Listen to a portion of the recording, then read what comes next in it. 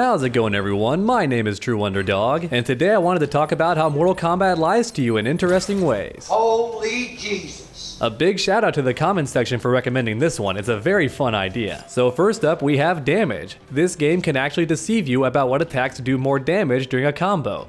So take for example, Liu Kang standing 4. Does 70 damage, while his standing 3 only does 50. So okay, let's go ahead and combo into his flying kick. Spin the bar, 194, not too shabby. Very short combo, almost 20%. However, now let's do standing 3. Hey, wait a minute, that's actually more damage, but how is that possible? Standing 3 does less damage than standing 4, and it's the same number of hits, so the damage scaling shouldn't be any different. However, as mentioned earlier, this game does lie to you in adorable ways. So what's actually happening here is that certain moves can leave the opponent off the ground, and the game treats these as a launcher and therefore a combo starter. And to make things just a little bit more balanced, the developers decided to make these moves do less damage during a combo or even for starting a combo. So the next time you're in training mode and experimenting with which combos do the most damage, just keep in mind, if your move takes the opponent off the ground, even though it does more damage by itself, it may actually do less damage during a combo. So make sure to hit that training mode and find out what combos do the most damage. And next up we have the crushing blow requirements. So believe it or not, sometimes the crushing blows lie about what's required to actually make them happen in this game. So for a great example here, we have Jackie Briggs. So Jackie Briggs has this flying punch. I love this move, and if landed at maximum range, you get the crushing blow.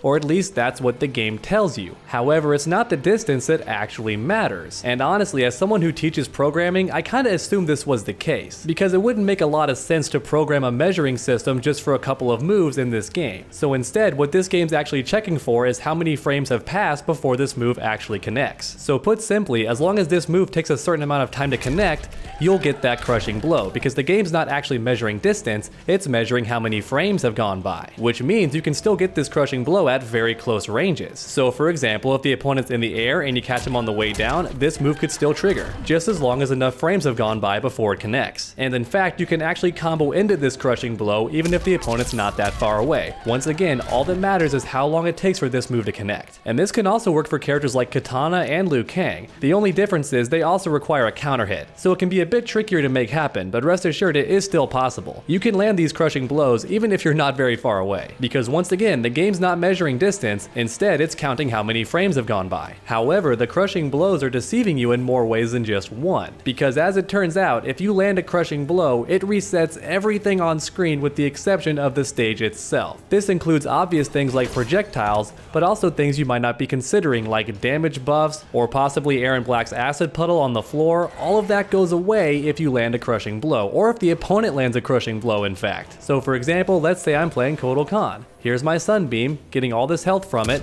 land my crushing blow. Hey, wait a minute, where'd it go? Where'd my sunbeam go? I swear it was there a second ago, but then I hit Shao Kahn and it just went away.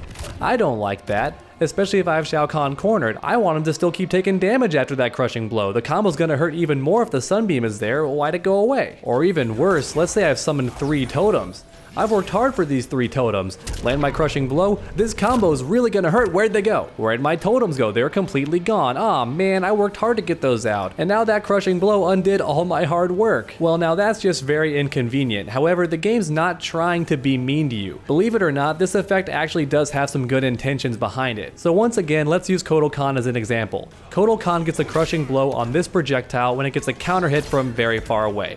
Now let's say you threw this, and the opponent also threw their projectile. You get the crushing blow, but then their projectile still hits you, and possibly kills you if you're low on health. So in that example, even though you landed the crushing blow, you still died. That would be very frustrating, right? So to keep situations like that from happening, the developers made it so that when you land a crushing blow, everything goes away. Everything gets reset with the exception of the stage interactables. Because that way they don't have to worry about the recovery you get after the crushing blow. All they have to worry about is, can you combo after it? If so, that's good, they did their job. They don't have to worry about you landing a crushing blow, and then if the opponent threw something on screen, it could hit you and interrupt you, making that crushing blow completely worthless. That wouldn't be very satisfying. And honestly, one more good example could be Kotal Khan's Sunbeam.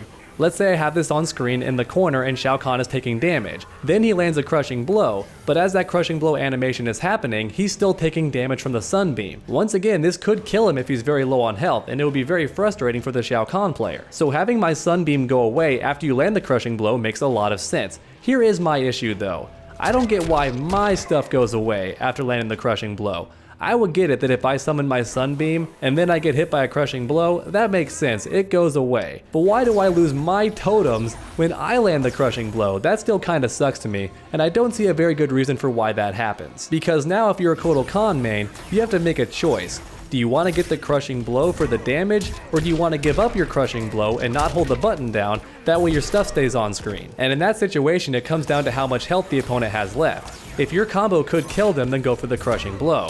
But if not, you're probably better off not doing the crushing blow. Even though you got that sick counter hit, it's better just to not do it because you want to keep those totems on screen, or possibly the sunlight beam, all those things. It's definitely a catch-22. Now once again, I understand why if I land the crushing blow, their stuff should go away. That makes a lot of sense to me. I don't want to take damage from an acid puddle during the crushing blow, or any number of things like that. I don't want to land my crushing blow only for a projectile to hit me after the animation finishes. I don't want any of that. But I don't like how when I do my crushing blow, I almost get punished in a way. And I do think it might be possible to change the code so that only the opponent's stuff goes away when you land the crushing blow. I think that would be fine. And next up, we have the game simply not telling you what moves do, or at least not everything they do. Here we have a very extreme example, Cabal's Gas Blast. So if we check out this move in the customize menu, it simply reads, add Gas Blast special move. Blast lethal vapor into the opponent's face. And that is true, you do that. However, this move does a buttload of things. In fact, upon further examination, I'm not sure if any other move in the game does this many things. So real quick, let's go ahead and run through them. So for starters, if you amplify it, it actually creates a deadly cloud. And if the opponent walks inside of this, they take continuous damage over time.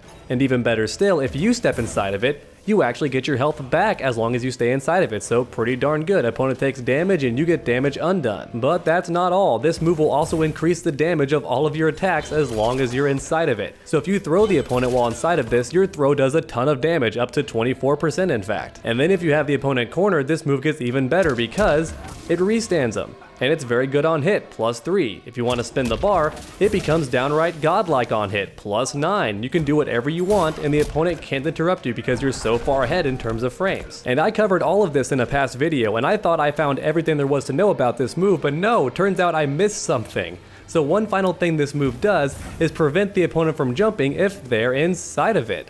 So kind of like Caltrops and MKX, I think. You couldn't run through those, but I'm not sure if you could jump or not. No matter what the case, the point is this cloud does not allow the opponent to jump when they're inside of it, and I did not know that because the game doesn't really tell you, and it's also kind of a weird thing to test for. So the next time you find yourself in training mode, make sure to check and see everything that a move could possibly do, because once again, the game didn't tell me very much about this move.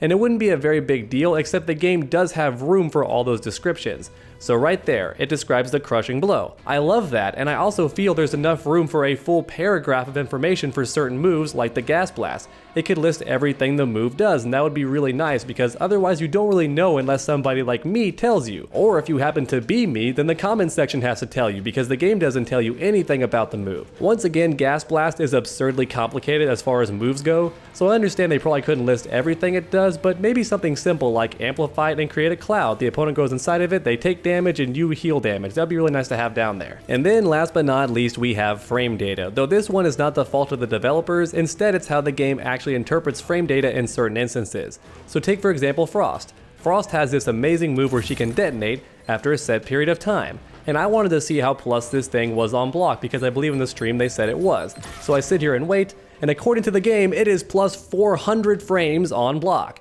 Now of course that's not true, so what's actually happening here? Well, as it turns out, the game is actually counting once I activate the move. So at any point in time, I could be hit here. However, the game doesn't know that. It's keeping track of the frames right then and now, and then once it detonates, it combines all of those frames together to get us plus 399. And this can actually happen with other attacks in the game as well, though it does get very specific as the attack has to start and then end after a very long length of time, and the game starts counting frames once the move is activated instead of when it's actually blocked. And it's honestly not a very big deal, but it does raise one problem. I now have no way of knowing how this move actually is on block. Well, I guess I could throw this video into Premiere and then count the frames manually by eye. It would certainly be a bit tedious, but that is how a lot of players used to count frames back in the day. They would just watch the content in slow motion and count all the frames before they could move. And honestly, unless I do that, I don't really have any way of knowing what this move is like on block. Alright everyone, that's about it for the video. Thank you so much for watching and I hope you enjoyed. If you did, please leave a like down below and feel free to share this video. It really does help my channel out a ton. And then while you're down there, go ahead and post a comment comment if I missed anything else the game lies to you about. And then finally, why not keep that combo going by subscribing and ringing that bell? That way you never miss a future video. Make sure to come back next time, and as always, stay underdogs.